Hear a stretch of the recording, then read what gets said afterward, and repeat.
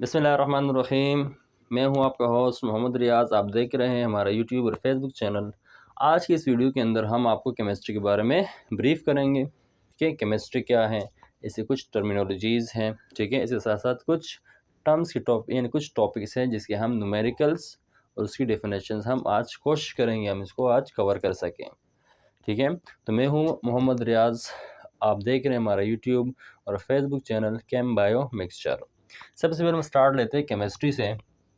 ठीक, केमिस्ट्री क्या है? देखिए, branch of science which deals with the properties, composition and structure of matter. यानी साइंस की वो ब्रांच जो किसी मैटर को डील करती है, ठीक है। अब दुनिया की जो भी चीज़ है वो किसी न किसी चीज़ से बनी है, जिसको हम क्या कहते हैं, वो है हमारे पास मैटर। सही है। अब आप कोई भी चीज़ ले लें, दुनिया की हर वो चीज़ जो वज़न रखे और जगह घेरे, वो क्या कहलाता है? मैटर कहलाता है, ठीक है। और दुनिया की हर चीज़, मतलब कोई ऐसी चीज़ नहीं है जो जगह ना घेरे या वज़न ना रखे, ठीक है।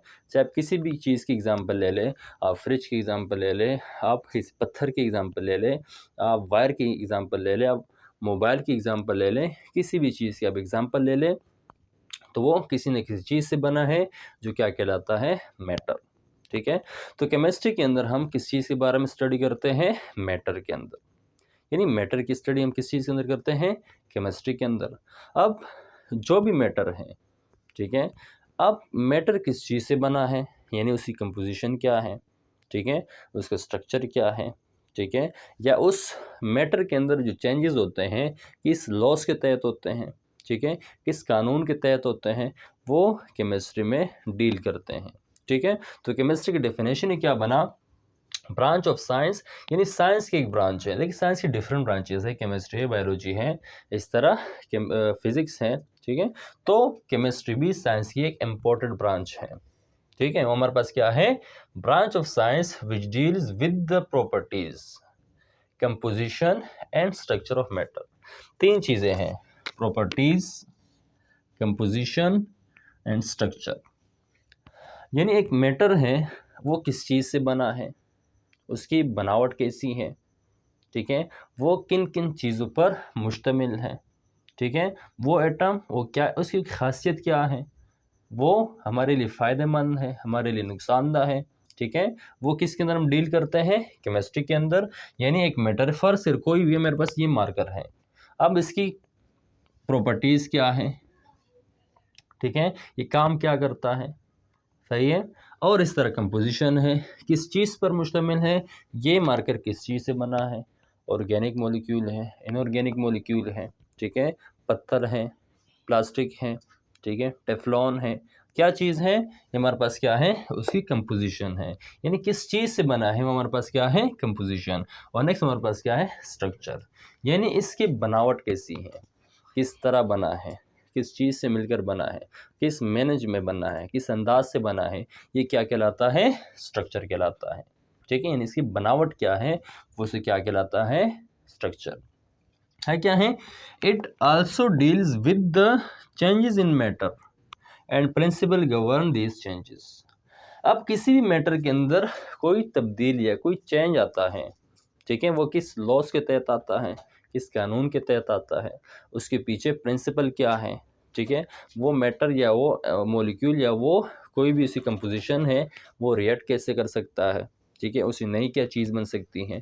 तो इसके अंदर जो भी चेंजेस होती हैं उस केमिकल कंपाउंड के अंदर या उस कंपाउंड के अंदर या उस मैटर के अंदर, तो वो क्या कहलाता है, और उस कंपाउंड से रिलेटेड जितने भी लॉज होते हैं वो सब के सब किस में डील करते हैं? केमिस्ट्री के अंदर। यानी हम सिंपल कह सकते हैं, changes in matter is called chemistry. यानी मैटर के अंदर जो भी तब्दीली होगी उसको हम क्या नाम दे सकते हैं? केमिस्ट्री, चेंज इन मैटर, ठीक है। यही दरअसल हमारे पास क्या है? केमिस्ट्री है, कि एक मैटर है उसके अंदर आपने कुछ चेंजेस कर ली, उससे कोई नई चीज़ बनी, अब वो किस तहत, किस कानून के तहत बनी, कैसे बना, ठीक है, उसकी डिफरेंट कंपोजिशन कैसी हो गई, तो ये हमारे पास क्या है? केमिस्ट्री है, ठीक है। अब देखें, केमिस्ट्री में जिस चीज़ पर हम उसको फोकस करते हैं, उसकी डील करते हैं, उसकी स्टडी करते हैं, वो क्या है? मैटर है। अब मैटर क्या है? मैटर का मतलब क्या है? Anything which occupy space and having some mass is called matter. यानी कोई भी चीज़ है जो जगह घेरे और वजन रखे। ठीक है, अब ये मार्कर है, इसका कोई ना कोई वेट है, यानी इसका कोई मास है। ठीक है, और इस सर की कोई ना कोई जगह घेरता है, इसका वॉल्यूम है, ये जगह घेरता है। कहीं भी मैं रख दूँ तो ये जगह घेर लेता है, यानी हमें नज़र भी आ रहा होता है। ठीक है, तो ये दरअसल हमारे पास क्या है? मैटर। वैसे आप कह सकते हैं दुनिया में ऐसी कोई चीज़ ही नहीं है जो कि मैटर ना हो। यहाँ तक कि हमारे पास जो इलेक्ट्रॉन होता है वो भी डुअल नेचर का होता है, मतलब किसी न किसी तरीके मेथड से वो पार्टिकल बिहेव रखता है। लेकिन यहाँ तक कि हमारे पास जो जदीद साइंस है वो इलेक्ट्रॉन को भी डुअल नेचर मानते हैं, यानी वेव नेचर का भी है और पार्टिकल नेचर का भी है। यहाँ तक कि रोशनी में भी हमारे पास क्या है? मैटर किसी न किसी तरीके से इन्वॉल्व है। ठीक है, तो मैटर का मतलब क्या है? Anything which occupy space and having mass is known as matter. कोई भी चीज़ या कोई भी ऐसी चीज़ जो जगह घेरे और वजन रखे वो कहलाता है मैटर। अब मैटर क्या है? Types of matter. मैटर की कितने टाइप्स होती हैं? नॉर्मली हम 3 टाइप्स पढ़ते हैं, सॉलिड, लिक्विड, गैस। ठीक है, अब सबसे पहले अगर हम सॉलिड की बात करें, सॉलिड क्या है? Solid specific shape and specific volume. जिस भी सॉलिड की हम बात करें, जो भी हम ठोस चीज़ों की बात करेंगे, ठीक है, उसकी प्रॉपर्टी ये है कि उसकी कुछ प्रॉपर्टी है, उससे कुछ स्पेसिफिक शेप होगा। फर्स्ट मैं पर एक क्यूब बनाता हूँ, ठीक है, जो कि किस चीज़ से बना है? एटमो से। फर्स्ट कर इसके अंदर एटम्स हैं, ठीक है, एटमो से बना है। ठीक है, अब इसका यानी जो सॉलिड जो भी चीज़ होगा उसका कोई ना कोई शेप होगा और साथ साथ कोई ना कोई इसका वॉल्यूम भी होगा, यानी specific shape with specific volume. दूसरा इसे कॉम्पैक्ट मास होता है, यानी जो हमारे पास सॉलिड है कॉम्पैक्ट एटम्स, यानी जो एटम्स आपस में कंबाइन हुए हैं वो कॉम्पैक्ट हैं, उसके दरमियान स्पेसेस बहुत कम, यानी ना होने के बराबर इनके दरमियान क्या होती हैं? स्पेसेस होते हैं। ठीक है, यानी बिल्कुल कॉम्पैक्ट मास होते हैं। कॉम्पैक्ट एटम बिल्कुल क्लोजली एक दूसरे से अटैच होते हैं, बिल्कुल क्लोजली अटैच होते हैं, इस वजह हमारे पास क्या कहलाता है? सॉलिड। इससे एक स्पेसिफिक शेप भी है, ठीक है, और स्पेसिफिक इसका वॉल्यूम भी है। ठीक है, इसके बाद दूसरी चीज़ हमारे पास क्या होती है? लिक्विड, यानी दूसरा टाइप हमारे पास है मैटर का, वो क्या है? लिक्विड। देखिए, लिक्विड का स्पेसिफिक वॉल्यूम तो होता है लेकिन स्पेसिफिक शेप नहीं होता। ठीक है, स्पेसिफिक वॉल्यूम फर्स्ट कर मेरे पास क्या है? एक मैंने कंटेनर लिया, ठीक है, इसके अंदर मैंने पानी डाला। ठीक है, इसके अंदर मैंने क्या डाला? कोई पानी की एग्जाम्पल हम ले लेते हैं, ऑयल की एग्जाम्पल ले लेते हैं। अब मैंने इसके अंदर ये पानी वगैरह या डाला, अब इसकी कोई स्पेसिफिक वॉल्यूम तो है यहाँ पर, ठीक है, लेकिन इसका स्पेसिफिक शेप नहीं है। पर इस पानी को मैं किसी दूसरे बर्तन में डाल देता हूँ, इसमें डाल देता हूँ, ठीक है, अब इसका वॉल्यूम भी तो है, वॉल्यूम इसको नोट कर सकते हैं, लेकिन इसका शेप इससे अक्सर चेंज हो गए दूसरे। यानी हम यूँ कह सकते हैं कि लिक्विड को हम जिस बर्तन के अंदर या जिस बीकर के अंदर हम डालते हैं उसकी शक्ल इख्तियार कर लेते हैं। इस तरह हमारे पास जो लिक्विड होते हैं उसके स्पेसिफिक वॉल्यूम तो हो सकता है, होता है, और स्पेसिफिक शेप नहीं होता। ये क्या कहलाता है हमारे पास? लिक्विड। लिक्विड के जो मॉलिक्यूल्स होते हैं, एटम्स होते हैं, वो एक दूसरे से, यानी उनके दरमियान स्पेसिफिक कुछ ना कुछ इसके दरमियान स्पेसेस होते हैं।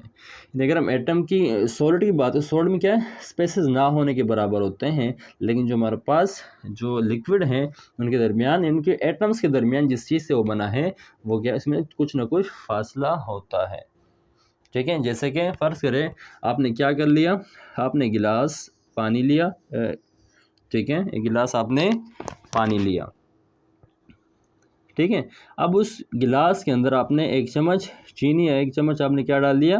कुछ आपने नमक डाल दिया, NaCl वगैरह, NaCl डालो इसके अंदर, या इसमें कोई ग्लूकोज वगैरह डाल दो या चीनी डाल दो। ठीक है, अब अगर वो इसके अंदर डिज़ोल्व हो जाए, वो चीनी या वो शक्कर, तो अब देख लेना इस वॉल्यूम पर कोई फ़र्क नहीं पड़ेगा। वॉल्यूम उतनी, पहले वॉल्यूम जितना था शक्कर डालने से पहले तो शक्ल डालने के बाद जब वो उसके अंदर डिज़ोल्व हुआ तो वॉल्यूम पर कोई फ़र्क नहीं पड़ा। तो इसका मतलब ये है कि लिक्विड के जो मॉलिक्यूल्स होते हैं उनके दरमियान कुछ ना कुछ स्पेसेस होते हैं जिसमें वो शक्कर या वो सोडियम उसके अंदर या जो नमक है उसके अंदर डिज़ोल्व हो गया। ठीक है, किसी हद तक। ज़्यादा डालेंगे तो फिर जब स्पेस ख़त्म हो जाएंगे तो उसका वॉल्यूम भी बढ़ना स्टार्ट हो जाएगा। तो मतलब लिक्विड के मॉलिक्यूल में कुछ ना कुछ स्पेसेस मौजूद होते हैं। ठीक है, तो हमारे पास क्या था, लिक्विड जो कि स्पेसिफिक वॉल्यूम होता है लेकिन शेप नहीं होता, स्पेसिफिक शेप नहीं होता। ठीक है, इससे तीसरी चीज़ हमारे पास क्या है, गैसेस हैं। गैस तीसरा हमारे पास जो गैसेस हैं, ये तीसरा टाइप है हमारे पास गैस का। गैसेस क्या होते हैं, गैसेस का ना कोई स्पेसिफिक शेप होता है ना स्पेसिफिक वॉल्यूम होता है। ठीक है, और गैसेस के जो मॉलिक्यूल्स होते हैं एक दूसरे से बहुत दूर दूर होते हैं। ठीक है, फिर ये क्या क्या है, गैसेस के एटम्स हैं। ठीक है, बहुत दूर दूर एक दूसरे से मौजूद होते हैं। इसके ना स्पेसिफिक कोई शेप होता है ना स्पेसिफिक कोई वॉल्यूम होता है।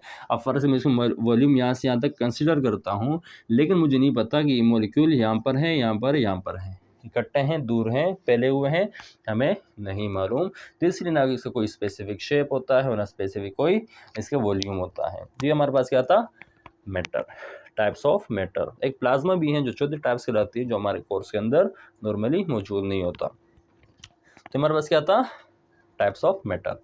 अब मैटर की सिंपलेस्ट पार्ट है कि एक एलिमेंट है। अब मैटर जिस जिस एलिमेंट से बना है, ठीक है, एटम जिस एलिमेंट से बना है, अगर वो सिंपलेस्ट पार्टिकल, देखिए एलिमेंट का मतलब ये होता है सिंपलेस्ट पार्टिकल ऑफ मैटर। यानी एक मैटर है वो जो सिंपलेस्ट उसका कोई पार्टिकल होगा तो उसमें क्या नाम देंगे, एलिमेंट। और हमारे पास क्या है, O2 है। ठीक है, हमारे पास क्या है, O2 एक ऑक्सीजन है। ये क्या है, एक सिंपलेस्ट एलिमेंट है, एक सिंपलेस्ट फॉर्म है, सिंपलेस्ट पार्टिकल है किस चीज़ का, किसी भी मैटर का। ठीक है, अब इस तरह हमारे पास दूसरी चीज़ क्या है, एटम है। अब जिस तरह सिंपलेस्ट फॉर्म पार्टिकल यानी सिंपलेस्ट पार्टिकल किसका है, एलिमेंट मैटर का एक सिंपलेस्ट पार्टिकल है, इसी तरह एटम एलिमेंट का सिंपलेस्ट पार्टिकल है, एलिमेंट। ठीक है, एटम एलिमेंट का क्या है, एक सिंपलेस्ट पार्टिकल है। ठीक है, कैसा पार्टिकल, जो कि किसी भी केमिकल रिएक्शन के अंदर क्या करता है, पार्टिसिपेट करता है। सही है, एटम के अंदर, अगर हम एटम की बात करें तो हमारे पास क्या है, ये एक एटम है, इसके पास न्यूक्लियस है, न्यूक्लियस के अंदर प्रोटॉन मौजूद है, न्यूक्लियस के अंदर न्यूट्रॉन मौजूद है, प्रोटॉन पर पॉजिटिव चार्ज, न्यूट्रॉन पर न्यूट्रल चार्ज, और इलेक्ट्रॉन कहाँ पर मौजूद होते हैं, शेल के अंदर, जो कि नेगेटिव चार्ज के ऊपर मुश्तमिल होता है। अब ये एटम है, ये किसी भी केमिकल रिएक्शन के अंदर क्या करता है, पार्टिसिपेट करता है। ठीक है, अब पार्टिसिपेट किस जरिए करता है, यानी एटम की केमिकल या केमिकल प्रॉपर्टीज कौन डिसाइड करता है, उसके आउटर मोस्ट शेल के अंदर जो इलेक्ट्रॉन होंगे वो उसका केमिकल प्रॉपर्टी बयान करता है। ठीक है, उसकी केमिकल नेचर को एक्सप्रेस करता है। ठीक है, तो element is the simplest form of matter and atom is the smallest and simplest particle of the smallest particle of the element। ठीक है, और एटम किसी भी केमिकल रिएक्शन के अंदर पार्टिसिपेट करता है। ठीक है, ये आपके पास क्या था, इंट्रोडक्शन टू केमिस्ट्री, जिसके अंदर हमने केमिस्ट्री की डेफिनेशन और मैटर के टाइप्स, एलिमेंट और एटम के बारे में डिस्कस किया। अब इसके बरक्स हम दूसरी चीज़ स्टार्ट करने जा रहे हैं और हमारे पास क्या है, एटॉमिक मास। ठीक है, नेक्स्ट हमारे पास क्या है, एटॉमिक मास, फिर हम मोलिक्यूलर मास, और आखिर में हम डिस्कस करेंगे किसके बारे में, मोल के बारे में, और उसके बारे में कुछ हम न्यूमेरिकल के बारे में डील करेंगे। ठीक है, तो हमारे पास क्या है आज का, ये हमारे पास था इंट्रोडक्शन टू केमिस्ट्री में जिसमें डेफिनेशन है, और हमारे पास क्या है, साथ साथ हम डिस्कस कर रहे थे एटॉमिक मास। अभी हम डिस्कस करें एटॉमिक मास। अब देखें एटॉमिक मास और मोलिक्यूलर मास, इसमें थोड़ा डिफरेंस है। ठीक है, अब एटॉमिक मास क्या है, atomic mass is defined as the mass of one atom of an element compared with the mass of one atom of carbon. यानी एटॉमिक मास क्या है, जब हम किसी भी एलिमेंट के, किसी एक एलिमेंट के अंदर जितने भी एटम्स हैं, ठीक है, एक एलिमेंट के अंदर जितने भी एटम्स हैं, अब उसमें से एक एटम को जब हम कंपेयर करते हैं मास ऑफ कार्बन 12 से, ठीक है, तो हमारे पास क्या कहलाता है, एटॉमिक मास। ठीक है, atomic mass defined as the mass of one atom of an element, यानी एक एलिमेंट का जो एक एटम होता है उसके मास को जब हम कंपेयर करते हैं मास ऑफ कार्बन 12 से, तो ये कहलाता है एटॉमिक मास। ठीक है, यानी एक एटम के अंदर, एक एलिमेंट के अंदर जो एक एटम है उसके एटॉमिक मास कितना है, ठीक है, वो क्या किससे कंपेयर करते हैं, कार्बन 12 से। Atomic mass mean the number of proton plus number of neutron, ये क्या कहलाता है, एटॉमिक मास बनता है इससे। इट्स यूनिट इज AMU, इस यूनिट क्या कहलाती है, AMU। AMU का मतलब क्या है, AMU का मतलब है एटॉमिक मास यूनिट। यानी जब भी आप एटॉमिक मास को एक्सप्रेस करेंगे, ठीक है, वो क्या होगा आपके पास, एटॉमिक मास जब भी हम एक्सप्रेस करेंगे वो होगा AMU की फॉर्म में, इसकी यूनिट क्या होगी, एटॉमिक मास यूनिट। और अगर if atomic mass expressed in gram then it is called gram atomic mass. अगर आप उस एटॉमिक मास को एक्सप्रेस किस चीज़ के अंदर करेंगे, ग्राम के अंदर करेंगे, किसके अंदर करेंगे, ग्राम के अंदर करेंगे, तब हम उसको क्या कहते हैं, ग्राम एटॉमिक मास। क्या नाम देंगे इसको, ग्राम एटॉमिक मास, हम उसको नाम देते हैं। ठीक है, फर्क सर मेरे पास क्या है, मेरे पास एक है O2, ठीक है, अब O का मतलब क्या है, O2, या हम इसके सिर्फ O की एग्जांपल लेते हैं, ऑक्सीजन। ठीक है, तो ऑक्सीजन का एटॉमिक मास कितना है हमारे पास, 16। ठीक है, इस तरह H2 का कितना है, H का हमारे पास कितना होगा, 1। ठीक है, इस तरह हमारे पास क्या है, हमारे पास है नाइट्रोजन, नाइट्रोजन कितना है, 14। ठीक है, तो ये हमारे पास क्या कहलाता है, ये कहलाता है ग्राम एटॉमिक मास, जब हम इसको किस में एक्सप्रेस करेंगे, ग्राम के अंदर। और अगर हम इसको AMU के अंदर एक्सप्रेस करेंगे तो हम क्या कहेंगे इसको, तब हम इसको कंपेयर करें एटॉमिक मास, और जब हम इसको ग्राम में लेंगे तो हम क्या नाम देंगे, ग्राम एटॉमिक मास का नाम देंगे। इसके साथ साथ दूसरी चीज़ हमारे पास क्या है, मॉलिक्यूलर मास। ठीक है, एटॉमिक मास, एलिमेंट के अंदर हम किसी एक एटम के बारे में, एक एटम का जो वेट था, जो मास था, उसको हम क्या कहेंगे, एटॉमिक मास। लेकिन यहाँ पर क्या है, मॉलिक्यूलर मास। ठीक है, मॉलिक्यूलर मास क्या है, the sum of atomic masses, यानी जितने भी एटम के, यानी एटम्स जितने भी एलिमेंट्स के अंदर मौजूद हैं, ठीक है, उसके एटॉमिक मासेस का सम प्रेजेंट इन अ मॉलिक्यूल, यानी एक मॉलिक्यूल के अंदर जितने भी एलिमेंट्स हैं, उस एलिमेंट्स के जो एटम्स हैं, ठीक है, उनका सम हमारे पास क्या है, मॉलिक्यूलर मास कहलाता है। ठीक है, तो क्या है, the sum of atomic masses of atoms of all elements present in a molecule shown by molecular formula is called molecular mass. ठीक है, फर्स्ट मेरे पास क्या है, H2O। सही है, अब इसके अंदर ये एक मॉलिक्यूल है, इसके अंदर हाइड्रोजन के एलिमेंट्स मौजूद हैं, साथ में क्या मौजूद हैं, ऑक्सीजन मौजूद हैं। सही है, अब इसका मॉलिक्यूलर मास क्या कहलाएगा, H हमारे पास 1 के बराबर होता है, एटॉमिक मास इसका 1 होता है, और ऑक्सीजन कितना होता है, 16। ठीक है, और यहाँ पर क्या है, हमारे पास 2 हाइड्रोजन है। ठीक है, तो हमारे पास यहाँ पर 2 हाइड्रोजन है, जिसका मतलब क्या है, 16 + 2 18। सही है, ये क्या है, एक मॉलिक्यूल के अंदर जो एलिमेंट्स मौजूद हैं, जो एलिमेंट्स हमारे पास हैं, ठीक है, इसके अंदर जो एटम्स मौजूद हैं, उसके जो सम है, उसके एटम्स के, यानी एटम्स के जो सम है, वो हमारे पास क्या कहलाता है, मॉलिक्यूलर मास कहलाता है। ठीक है, हमारे पास क्या है, the sum of atomic masses of atoms of all the elements present in the molecule is known as molecular formula. इसके बाद दूसरे क्या है, the sum and the sum of atomic masses of all the elements present in a molecule shown by empirical formula. अगर वो empirical formula है molecular फार्मूले की जगह, एम्पेरिकल फार्मूला सिंपलेस्ट फार्मूला, जिसमें सिंपलेस्ट रेशो लगता है, ठीक है, वो क्या कहलाता है, एम्पेरिकल फार्मूला।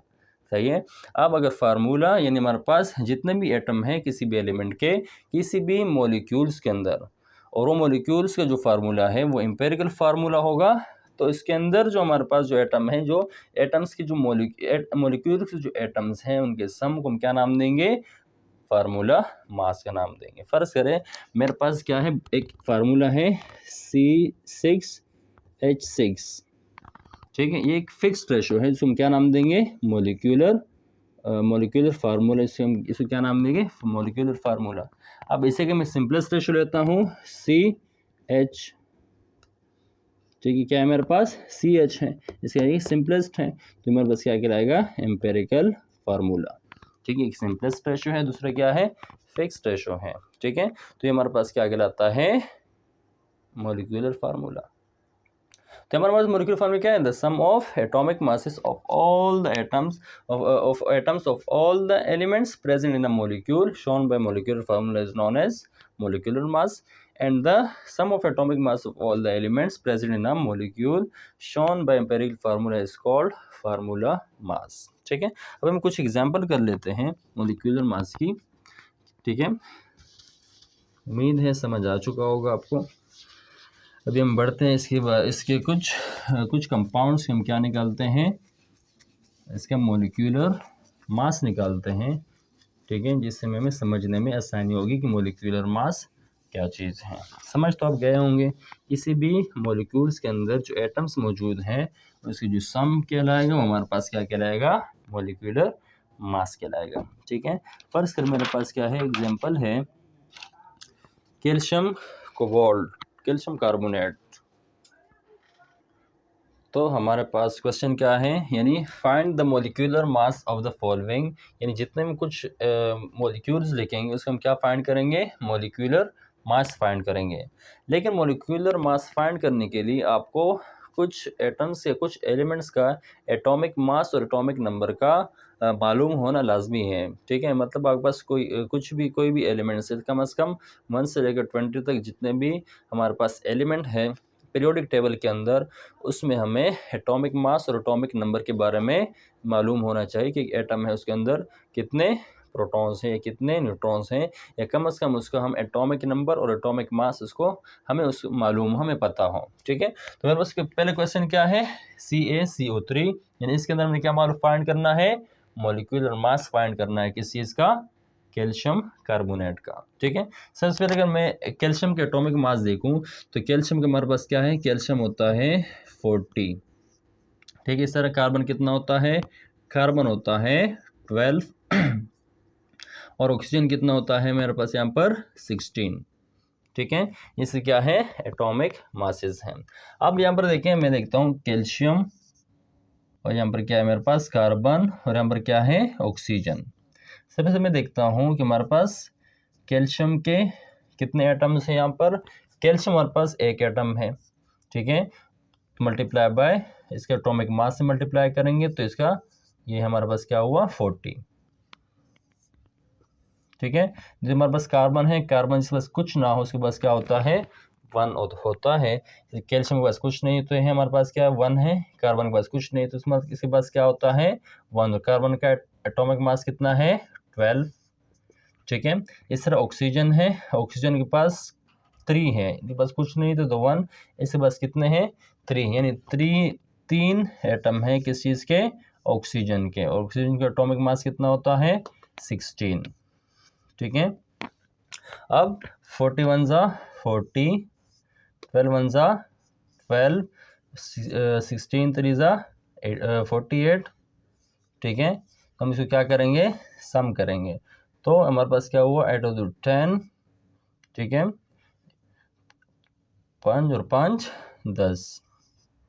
ठीक है, तो हमारे पास क्या बना, हमारे पास क्या मॉलिक्यूलर फार्मूला, यानी find the molecular mass of the following, यानी कैल्शियम कार्बोनेट में हमारे पास जो क्या है एटॉमिक मॉलिक्यूलर मास के अंदर क्या है 100। हमने क्या कहा, इसकी यूनिट क्या है AMU, एटॉमिक मास यूनिट। ठीक है, इससे फिर मैं एक दूसरा एग्जांपल लेता हूँ, इसमें दूसरा एग्जांपल लेता हूँ, ये हमारे पास क्या नोट करिए। ठीक है, इस तरह दूसरा एग्जांपल मेरे पास है, मैं दूसरा लेता हूँ, फर्स्ट कर मैं लेता हूँ, इसके कितने हमारे पास आंसर आया 100 AMU। ठीक है, मैं दूसरा लेता हूँ नाइट्रिक एसिड HNO3। ठीक है, अभी हमारे पास क्या है एक मॉलिक्यूल है, इसे क्या मालूम करना है, मॉलिक्यूलर मास फाइंड करना है। ठीक है, अब यहाँ पर हमारे पास क्या है, हाइड्रोजन है, नाइट्रोजन है और ऑक्सीजन है। अब हाइड्रोजन हमारे पास क्या है, हाइड्रोजन के एटॉमिक मास 1, नाइट्रोजन के एटॉमिक मास कितना होना चाहिए, 7 इसके एटॉमिक नंबर है और 14 इससे क्या है, एटॉमिक मास है। ठीक है, अब लिखते हैं हाइड्रोजन, नाइट्रोजन और ऑक्सीजन। ठीक है, देखिए ये लाइन से जब हम लिखेंगे तो हमारे लिए कन्फ्यूजन कम होगी और हम इजीली हमको बगैर किसी कैलकुलेटर को यूज़ किए हुए या कि बगैर किसी गलती के हम आराम से इसका मोलिकुलर मास फाइंड कर सकते हैं।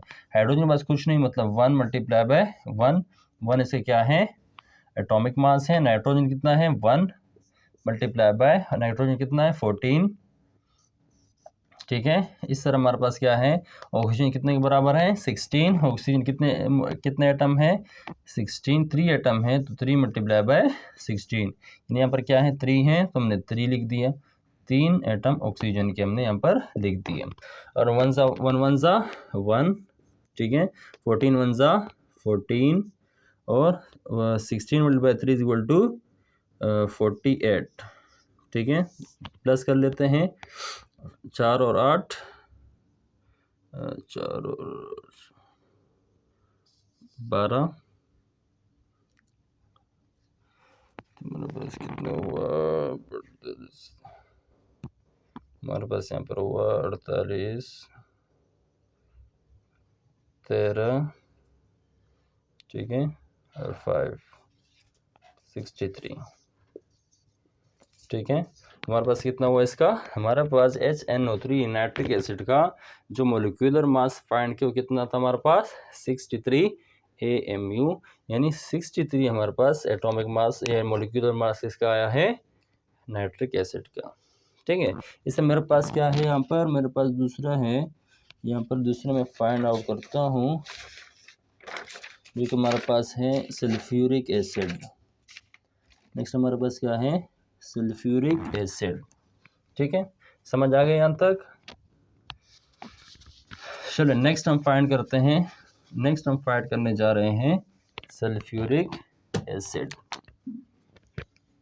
ठीक है, ये हमारे पास कितना है, 63 AMU। ठीक है, नेक्स्ट हमारे पास तीसरे क्या है, तीसरी एग्जांपल हम लेते हैं सल्फ्यूरिक एसिड। सल्फ्यूरिक एसिड का फार्मूला होता है H2SO4। ठीक है, इसका मोलिकुलर मास फाइंड करना है। ठीक है, सबसे पहले लिखते हैं तरतीब से HSO। ठीक है, हाइड्रोजन किसके बराबर है, एटॉमिक मास 1 ही एटम है, यहाँ पर S का मतलब सल्फर, सल्फर 1 ही एटम है, मल्टीप्लाई बाय 32। नेक्स्ट हमारे पास क्या है, ऑक्सीजन, यानी पहले 3 थे यहाँ पर क्या है हमारे पास 4, तो 4 multiply by 16 is equal to, यानी सल्फर किसके बराबर है, सल्फर बराबर है 32। तो 1 1 ज़ा 1, 32 और 32 multiply by 1 is equal to 32 और 16 मल्टीप्लाई बाय 4 इज टू 64। ठीक है, तो 4, ठीक है, हमारे पास इसको ऐड कर लेते हैं।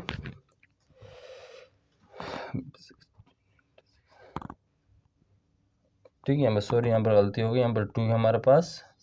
ठीक है, 2 एटम है हमारे पास किस चीज़ के, 1 multiply by 1 plus 1 multiply by 1। ठीक है, तो किसके बराबर हैं, 2 के बराबर हैं। ठीक है, तो हमारे पास कितने हुए, 4 4 2 6 और 2 8 और यहाँ पर 6 और 3 9। ठीक है, तो इसका हमारे पास कितना हुआ, 98 AMU एटॉमिक मास यूनिट किसका आ गया हमारे पास, सल्फ्यूरिक एसिड का। ठीक है, एक एग्जांपल और कर लेते हैं, इसके बाद आप क्या करें, प्रैक्टिस के लिए कुछ एग्जांपल दूंगा, आप लोग घर में सॉल्व कर लीजिए, उम्मीद है आपको आसानी होगी। ठीक है, एक एग्जांपल फर्स्ट हम कर लेते हैं यहाँ पर एग्जांपल। ठीक है, मैं कर लेता हूँ CO2 का। ठीक है, अब CO2 हमारे पास क्या है, इसे मोलिकुलर मास मालूम करना है, फाइंड आउट करना है। कार्बन किसके बराबर है, कार्बन इज इक्वल टू 12, एक है तो 1 मल्टीप्लाई बाय 12। दूसरे क्या है, ऑक्सीजन है, ऑक्सीजन नंबर गिवन है दो मॉलिक्यूल हैं, 2 मल्टीप्लाई बाय 16, ठीक है, 12 वन ज़ा 12, 16 टू ज़ा 32, ठीक है। हम इसे फाइंड करते हैं इसका, 2 टू ज़ा 4, 3 और 1 4, ठीक है। तो कार्बन डाइऑक्साइड का एटॉमिक मास यूनिट यानी 44, कार्बन डाइऑक्साइड का मॉलिक्यूलर मास कितना फाइंड हुआ, 44, ठीक है। अब ये तक हमारे पास प्रैक्टिस के लिए, और घर में भी हमें इसकी मज़ीद प्रैक्टिस जारी रखनी चाहिए। तो कुछ एग्जांपल मैं देता हूँ, उम्मीद है आप इसको आराम से सॉल्व कर पाएंगे। इस तरह फिर हमारे पास हैं C6H12O6। दूसरा हम एग्जांपल ले लेते हैं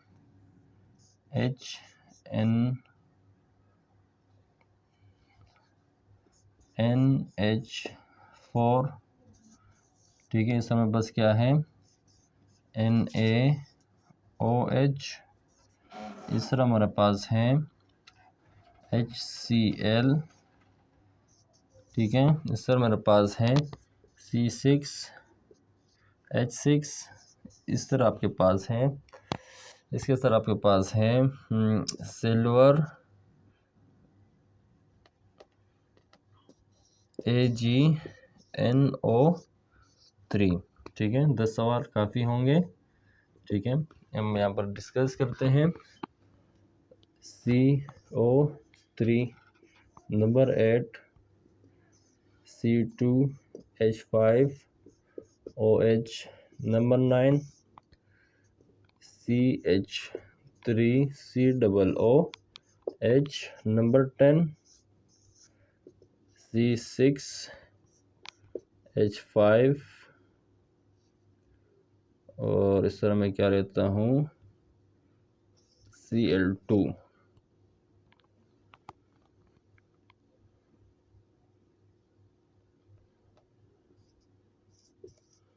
ठीक है। ये हमारे पास कुछ थे आपके लिए, घर के लिए कुछ एग्जांपल्स हैं, आप इसकी प्रैक्टिस करिएगा। उम्मीद है आपको ये वीडियो पसंद आई होगी। मिलते हैं नेक्स्ट वीडियो में, हम इंशाल्लाह कोशिश करेंगे हम मोल के साथ एवोगैड्रोस नंबर विद न्यूमेरिकल हम इंशाल्लाह आगे डिस्कस करेंगे। और अपना ख्याल रखिए और मज़ीद पढ़िए, क्योंकि केमिस्ट्री बाकी सब्जेक्ट से बिल्कुल डिफरेंट है। और केमिस्ट्री के जितने आप कॉन्सेप्ट, जितने आपकी केमिस्ट्री कॉन्सेप्ट जितने ज़्यादा स्ट्रॉन्ग होंगे, उतने आप अच्छा स्कोर कर पाएंगे, ठीक है। इजाज़त दीजिए, अल्लाह हाफिज़।